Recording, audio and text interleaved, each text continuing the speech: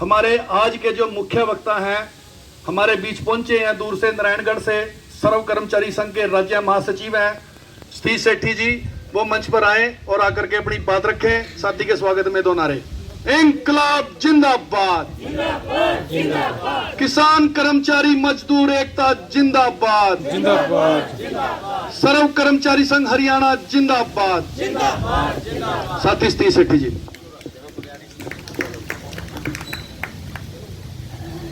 अध्यक्ष मंडल, तमाम बुजुर्गों, दोस्तों और बहनों, आज के इस दिवस पे विस्तार से चर्चा हुई है।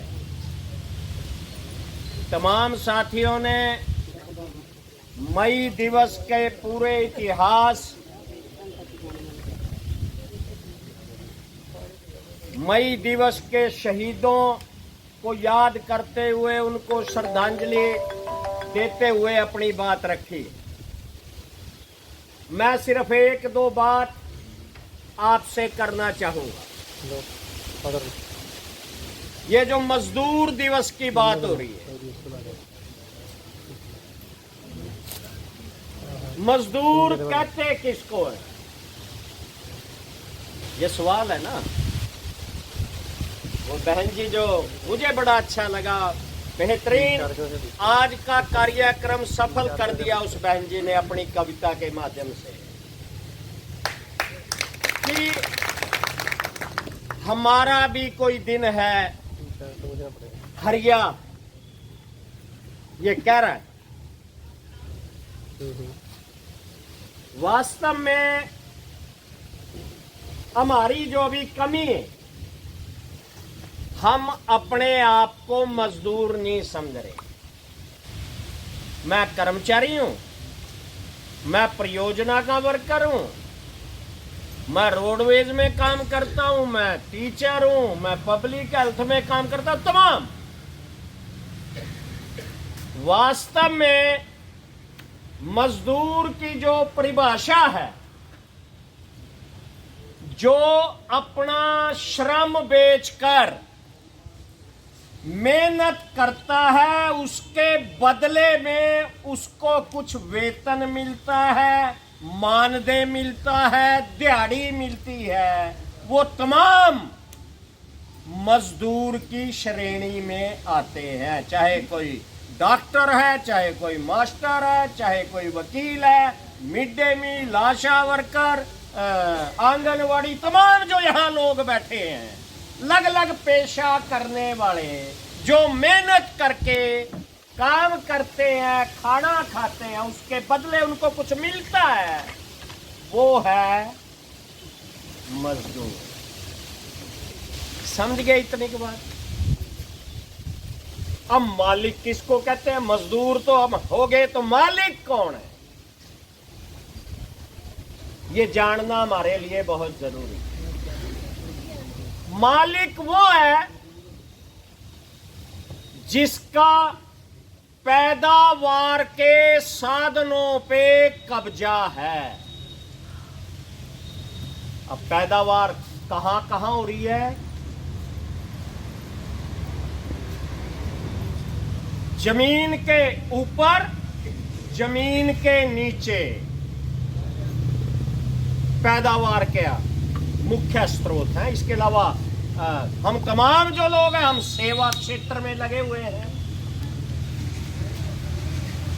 अब जमीन के ऊपर चाहे वो किसान है, मजदूर है, जो उसके ऊपर पैदावार करता है।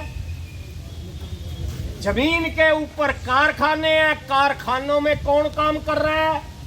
मजदूर काम कर रहा है। और जमीन के नीचे खाने भी हैं, कोयला की, तेल की, तमाम। उनमें कौन काम करता है? खानों में कौन काम करता है? मजदूर काम करता है। लेकिन उसके मालिक कौन है? बड़ी बड़ी जमीनों के कौन मालिक हैं? बड़े जिम्मेदार। कारखानों के कौन मालिक हैं? पूंजीपति। तमाम उन खानों के मालिक कौन है? बड़े बड़े वो भी पूंजीपति। और यही आज की इस मजदूर दिवस पे जो हम सबको, जो मास्टर जी अभी कह रहे थे, हमारे अकेले के बस की बात नहीं। आज आप समझिए इस बात को कि ये मजदूर है, ये मालिक है। हम ये संदेश लेकर और तमाम लोगों के बीच जाएं, और यही लड़ाई है। अब कारखाने में कोई चीज बन गई, किसी भी चीज का कारखाना है, कपड़े का कारखाना है, मजदूर ने बना लिया। अब जो उसमें पैदावार होती है, उस पैदावार का मालिक कौन होता है?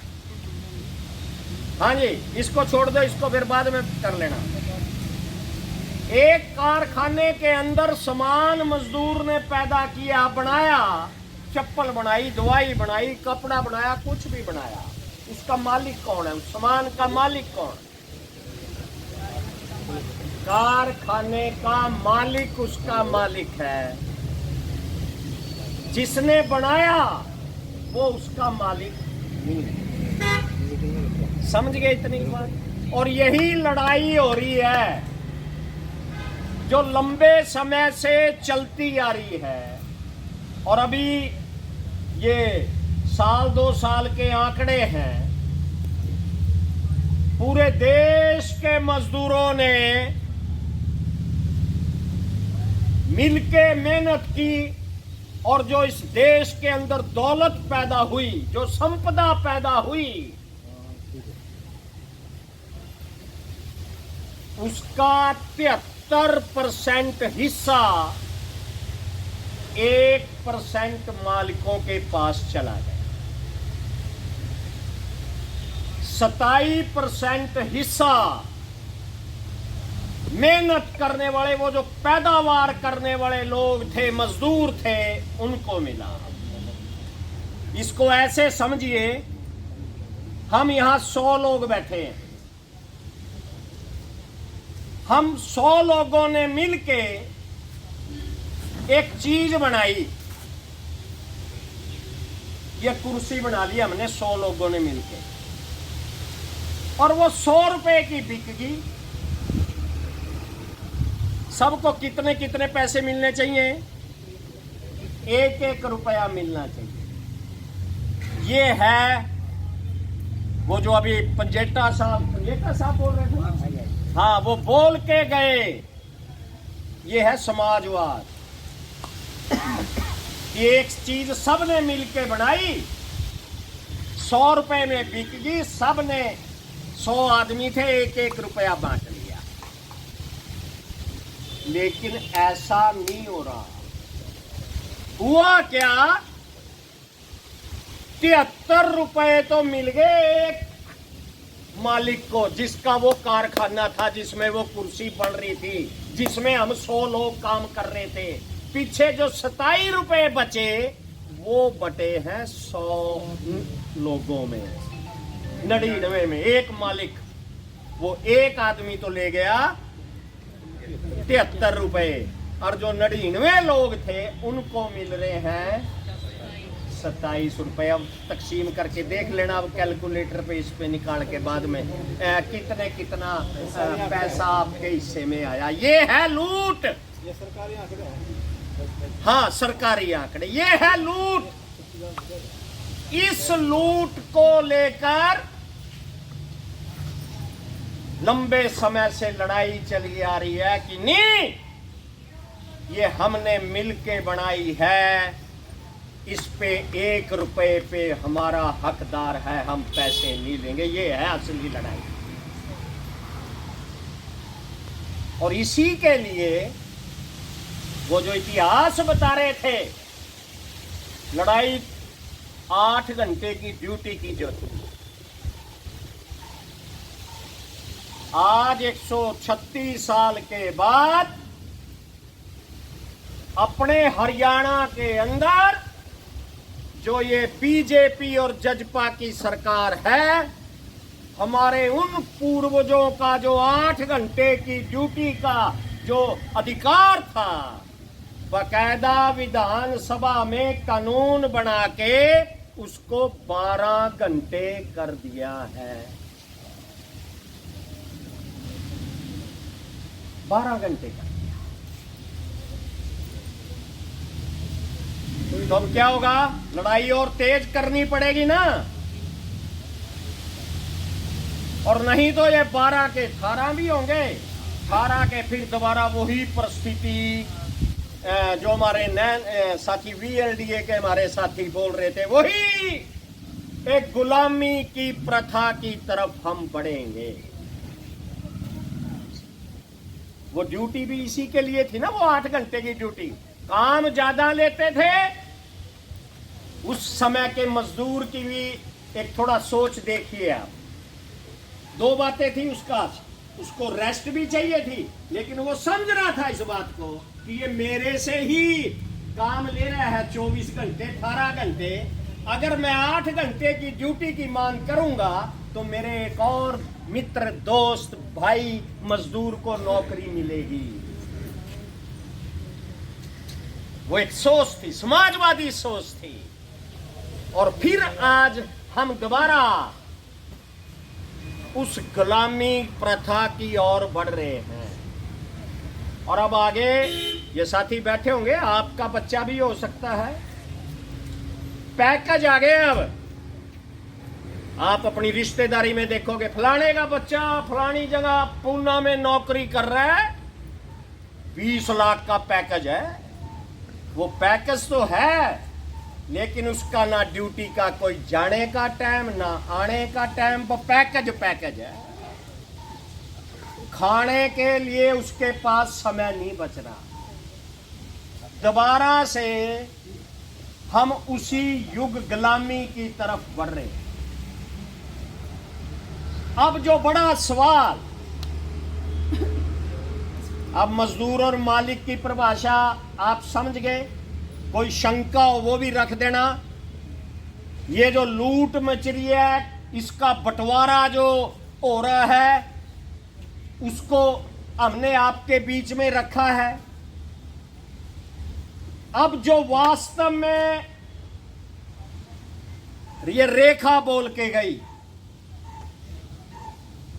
कि हौसला पैदा करो, वर्कर में निराशा है, ये काम है आज हमारा मई दिवस का। हम मई दिवस पे अपनी तमाम उपलब्धियों का जिक्र करते हैं, क्या खोया, क्या पाया, और आगे की लड़ाई का खाका तैयार करते हैं कि ऐसे ऐसे करें। वास्तव में दोस्तों और बहनों, आज मई दिवस की उससे पहले से भी ज्यादा जरूरत है। क्यों? ये जो हमारे आज सरकारें, चाहे देश की चाहे प्रदेश की, ये 2 किस्म की सरकारें हैं। 2 इसके पीछे गठजोड़ काम कर रहे हैं। और ये मैं इसको और आपको साधारण भाषा में समझाने का प्रयास कर रहा हूं। ये जो लूट है ना, जिसको वो 73 रुपए मिले, गुस्सा तो आता है ना, जिसको 27 रुपए मिले, काम किया 99 लोगों ने, यार मेहनत हमने की, ये पैसे खा गया एक आदमी, गुस्सा नहीं आता? आता है कि नहीं आता?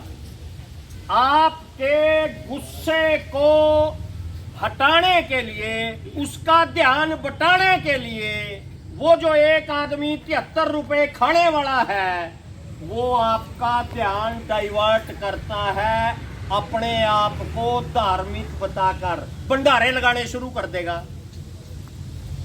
बड़े बड़े आयोजन धार्मिक करना शुरू कर देगा, और ऐसी स्थिति पैदा कर देगा, वो 99 लोग ये कहेंगे ये तो बहुत संत है, महात्मा है, परोपकार का काम करने वाला है। वो भूल जाएंगे कि हमारी मेहनत खा गया।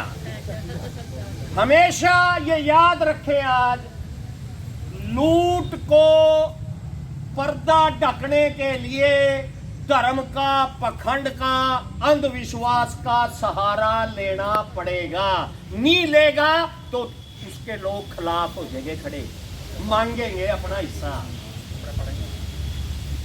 यहां इतनी के बात ये समझने की। दूसरा, वो जो हौसला बनाने की बात मैं कर रहा था, ये जो सरकारें हैं ना दोनों, ये दोनों पिछली भी सरकारें थी, अब की जो ये सरकार है, ये सांप्रदायिक और कारपोरेट्स, मतलब बड़े बड़े पूंजीपति और बड़े बड़े ये धर्म के खिलाफ लड़ाने वाले जो विचार कर लोग हैं, उनका गठजोड़ है। दोनों मिलके सरकार चला रहे हैं, इसलिए और ज्यादा हमारी जिम्मेवारी बनती है कि हम इन परिस्थिति को समझते हुए आज के दिन योजना बनाएं। आज पूरी दुनिया के अंदर मजदूर अपने योजना बनाता है कि हम कैसे उन 73 रुपयों में अपना हिस्सा ले लें, अपनी मेहनत का हिस्सा ले लें। और दोस्तों और बहनों, इस बीजेपी के शासन में हम जो लड़ने वाले मजदूर लोग हैं, एक नया सिस्टम आ गया है। हड़तालें तो पहले भी की आपने, हड़ताल करते भी थे, 5 मांग होती थी, 2 मान ली जाती थी, 3 के लिए फिर लड़ना शुरू कर देते थे, ऐसा था ना। अब क्या हो रहा है?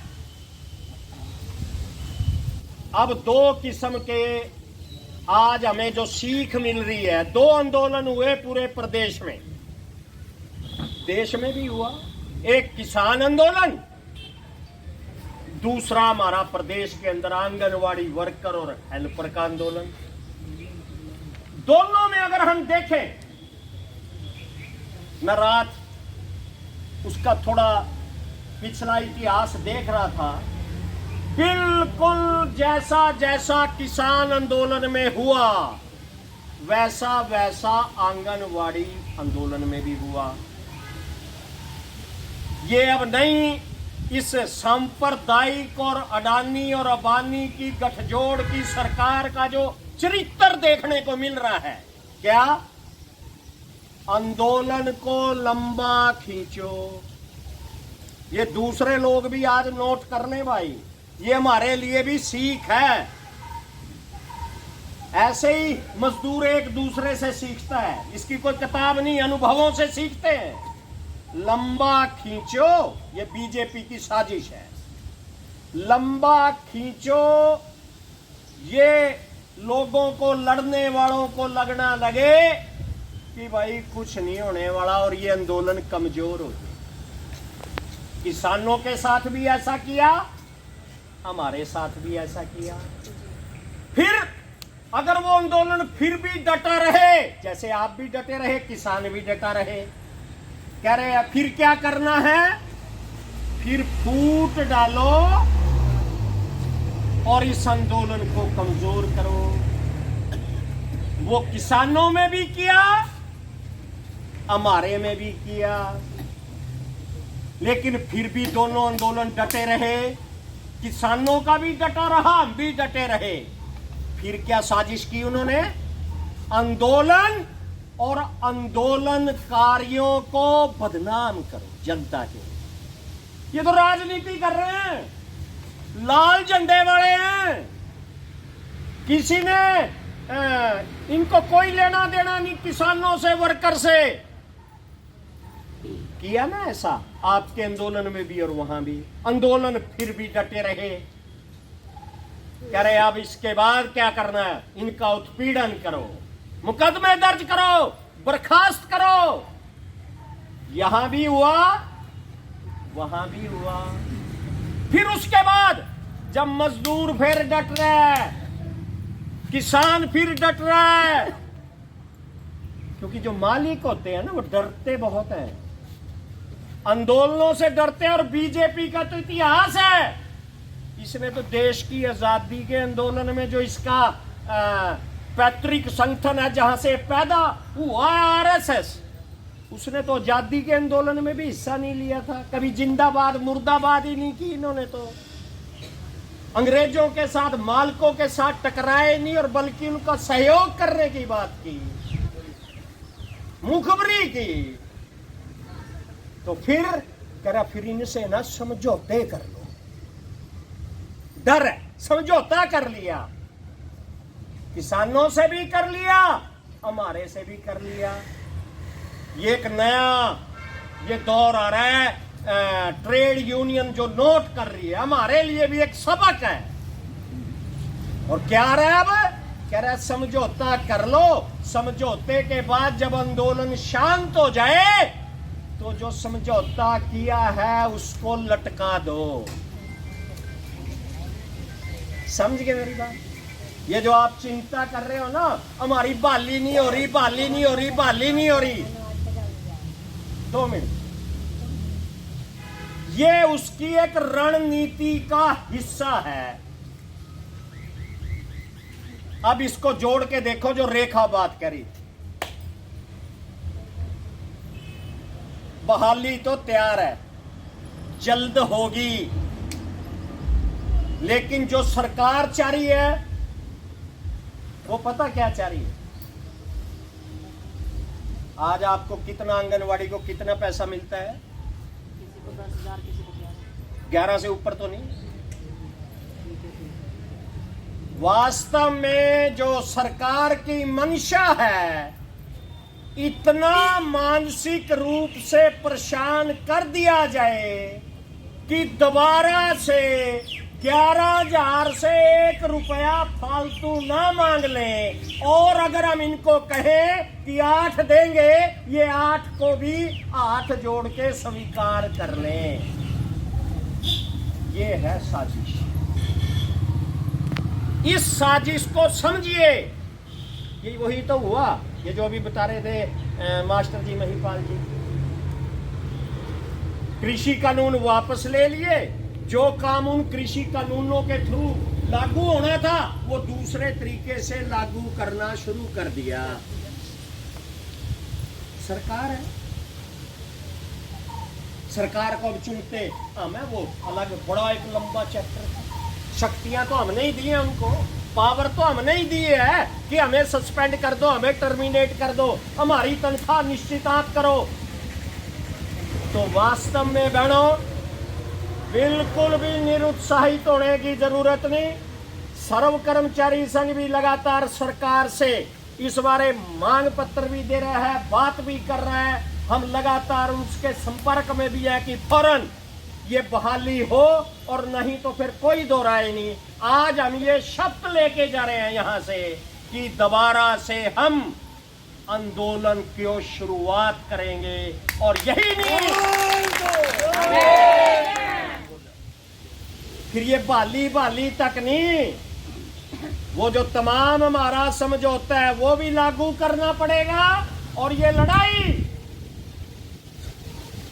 फिर न्यूनतम वेतन 24,000 रुपए से नीचे रुकने वाला नहीं, क्योंकि इसके बगैर हमारा गुजारा नहीं चलेगा। कोई तो राय नहीं, लड़ाई तो लड़नी। समझ गए इतने बात? ये है अब बीजेपी की साजिश। इस साजिश से अगर हम निकल गए तो भाई 24,000 से जाएंगे पार।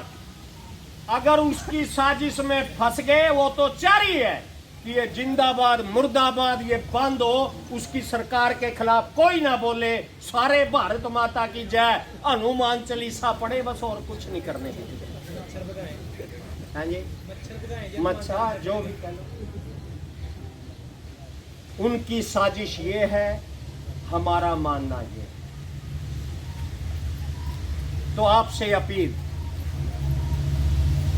आज पूरे हरियाणा के अंदर इस बात को लेके सरकार से, सीआईडी के साथी भी यहाँ आए हुए, हम ये कहना चाहते हैं कि तमाम ये भावनाएं हमारी पहुंचा दे सरकार तक।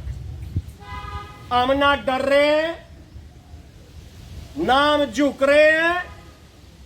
ये कुछ समय तक का एक विश्राम है, और अगर ये सरकार ने हमारी बहाली नहीं की तो कोई दो राय नहीं, दोबारा से फिर आंदोलन उसी रूप में शुरू होगा जहां से हमने समाप्त किया। अब जो अगला मैं कहना चाह रहा हूं, अब हमारा जो सबसे बड़ी ड्यूटी है आज कि आज हमें सीख लेनी चाहिए हमारा वेतन कितना होगा,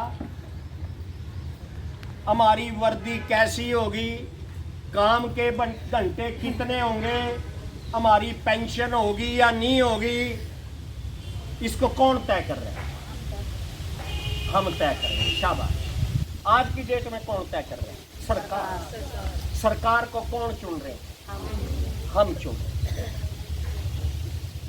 और हमारा चुनने का तरीका क्या? हमारा चुनने का तरीका क्या है?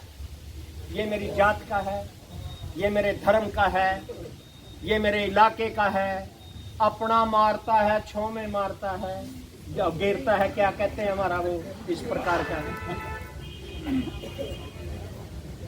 इस सिस्टम को बदलिए। अब आप देखिए, आज वोट देने वाले आप, हम कह रहे हैं न्यूनतम वेतन लागू करो खट्टर साहब, और खट्टर साहब की तनख्वाह आपके वोट देते ही लाखों रुपए हो जाती है।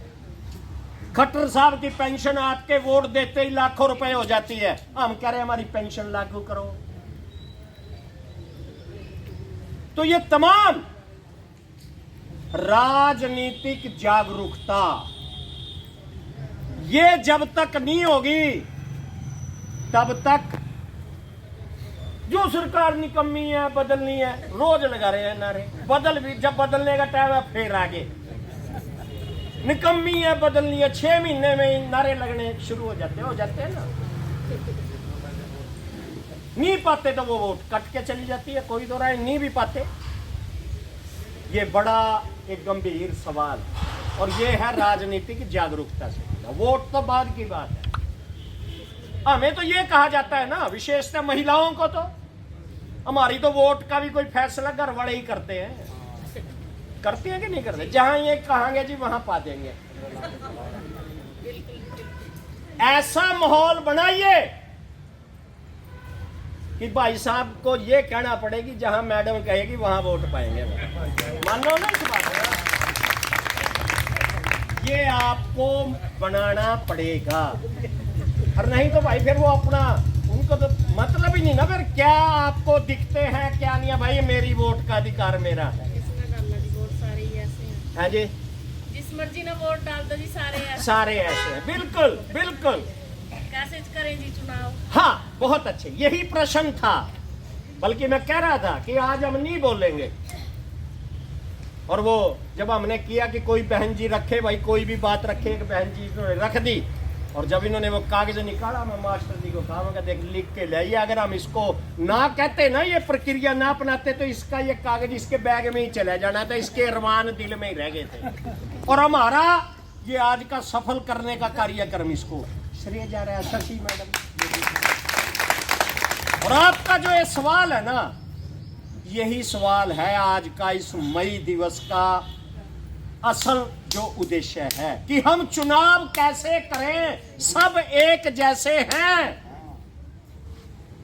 बिल्कुल सही करें आप, सब एक जैसे। अभी आंकड़े आ रहे हैं, मुझे नहीं पता था कि इस प्रकार का सवाल, एक बहुत बेहतरीन सवाल आप यहाँ करोगे।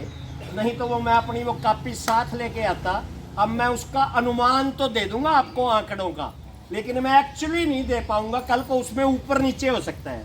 कैसे चुनाव करें, वो चुनाव करने का तरीका है, बहुत आसान सा फार्मूला। अब जैसे ये बीजेपी सत्ता में आई थी, इसने एक ना चुनावी फंड लेने का, चुनाव में जो फंड लेती हैं पार्टियां, एक तरीका बनाया। इलेक्ट्रोल बॉन्ड, बॉन्ड होते हैं, स्टेट बैंक ऑफ इंडिया से मिलते हैं। वो जो किसी पार्टी को देना चाहे वो वहां से बॉन्ड ले ले और उस पार्टी को दे दे। और इतना गोपनीय तरीका है ये भी नहीं पता लगता किसने लिया और किसको दिया।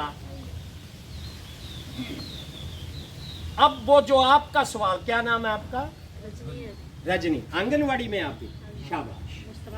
हाँ, ये अनुभवों से प्रश्न पैदा हो गया, हमारे लिए भी एक ये बहुत अच्छी बात है। वो आंकड़ा अब मेरे से ये ऊपर नीचे हो जाएगा, वो थोड़ा सा आप माफी भी चाहूंगा, लेकिन एक मोटा सा बता रहा हूं आपको।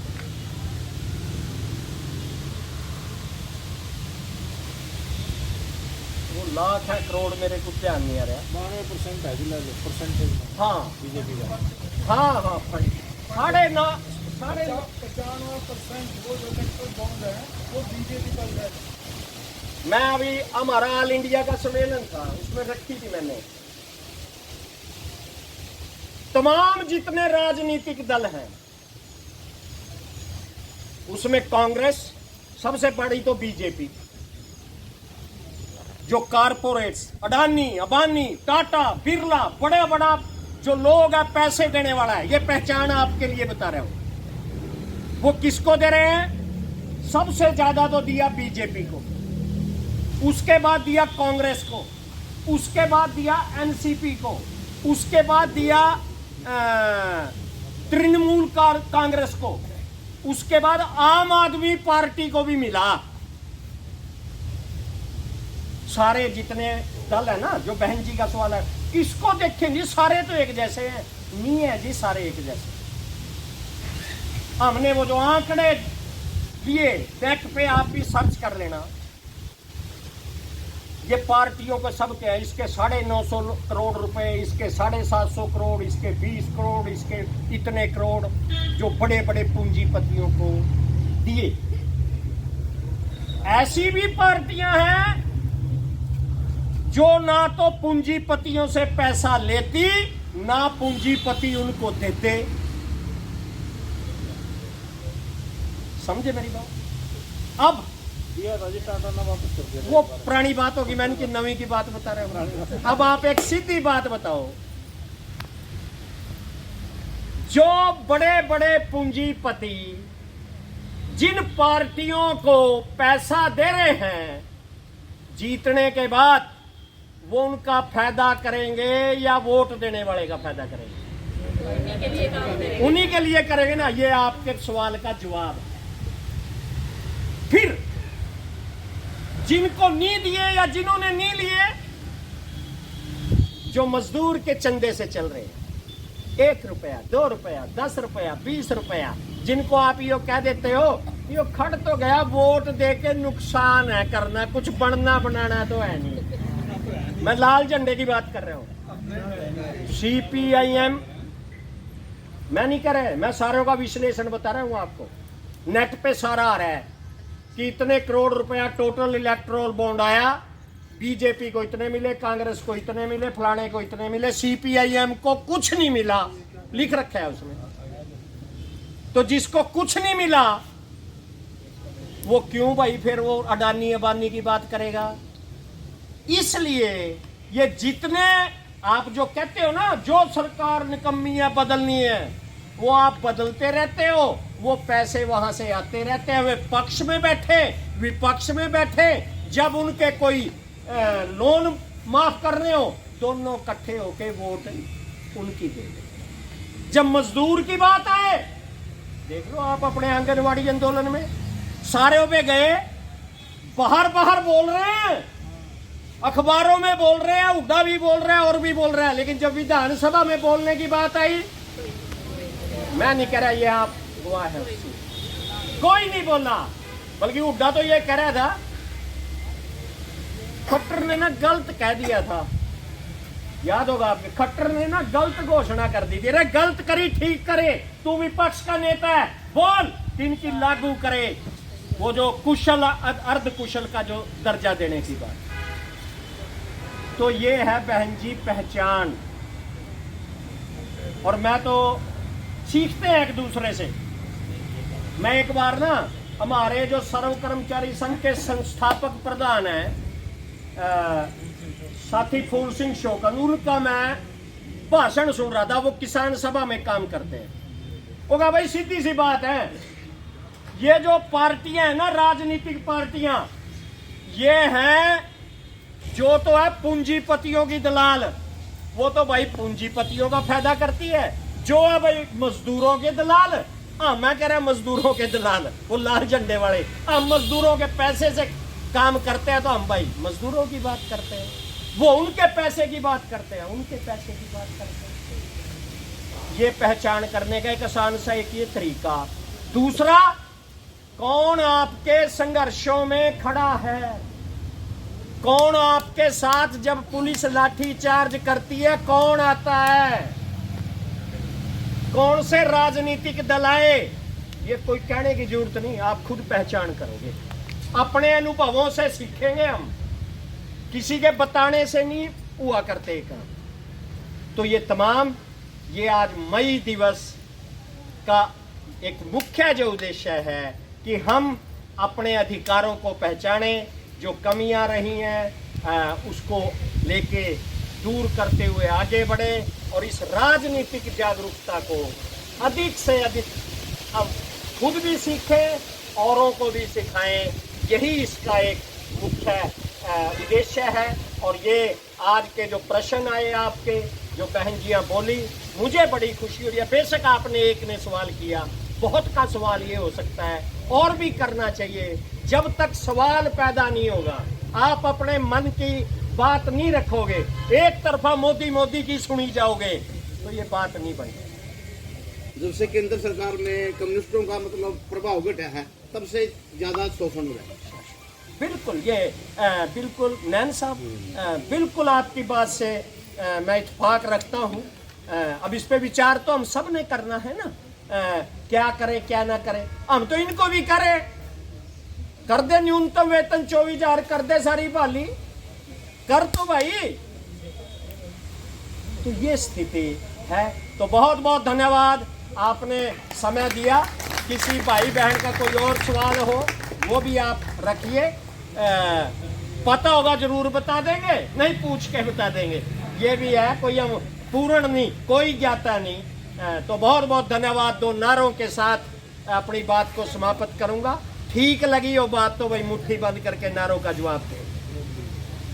इंकलाब जिंदाबाद, जिंदाबाद, जिंदाबाद। मजदूर दिवस के शहीद साथी अमर रहे, अमर रहे, अमर रहे। मजदूर दिवस के शहीद साथी अमर रहे, अमर रहे, अमर रहे। दुनिया भर के मेहनत कशो, किसान मजदूर कर्मचारी एकता जिंदाबाद, जिंदाबाद, जिंदाबाद। सांप्रदायिक ताकतें मुर्दाबाद, मुर्दाबाद, मुर्दाबाद। कॉर्पोरेट और सांप्रदायिक ताकतों का गठजोड़ नहीं चलेगा, नहीं चलेगा, नहीं चलेगा। बीजेपी की सरकार मुर्दाबाद, मुर्दाबाद, मुर्दाबाद। तमाम उत्पीड़न की कार्रवाइयों को वापिस लो, वापिस लो, वापिस लो। आंगनवाड़ी वर्कर और हेल्पर की बर्खास्तगी बहाल करो, बहाल करो, बहाल करो। समझौते को ईमानदारी से लागू करो, लागू करो, लागू करो। जय एकता, जय श्रीराम। भाजपा आरएस दंगाइयों को संरक्षण देना बंद करो, बंद करो। भाजपा आरएस दंगाइयों को संरक्षण देना बंद करो, बंद करो, बंद करो।